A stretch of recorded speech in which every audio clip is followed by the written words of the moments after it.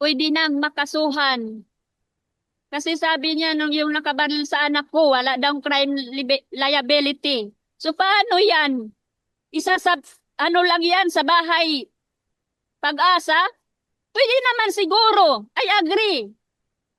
Yung sinabi ni Tolfo, I agree po. Yung sinabi niya, pwede naman siyang makulong doon sa ibang pasilidad na pwede sa kanilang edad para din nila maramdaman yung sakit, yung parusa na karapat dapat sa kanila eh. Disiplinahin din sila. Kaya nga yung bata, pag nakakaano, makakasala, di ba?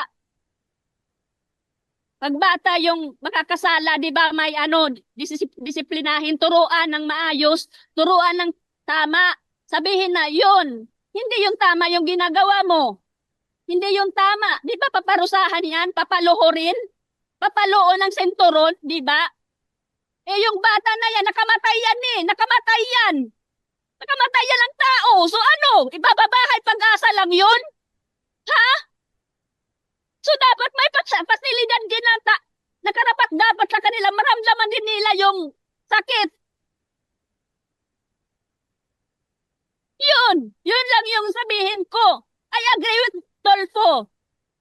He said while ago na dapat mayroong pasilidad na karapat dapat sa kanila. Hindi lang yung bahay pag-asa na yan. Yun lang. Opo, Ma'am Jenny.